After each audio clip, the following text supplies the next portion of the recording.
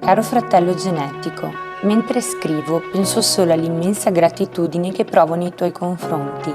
Se non ti fossi iscritto ad Admo, non saresti stato per me quell'uno su 100.000. Quando mi è stata diagnosticata la malattia, ero seduta su una vecchia sedia dell'ambulatorio, che man mano divenne una voragine che mi inghiottiva, nonostante i medici avessero già ipotizzato un percorso terapeutico che avrebbe potuto guarirmi. Passarono mesi di speranze, attese, storie a lieto fine e non, che mi portarono ad aver paura che non esistesse luce in fondo al tunnel, perché nonostante le molte terapie, la malattia era ancora lì.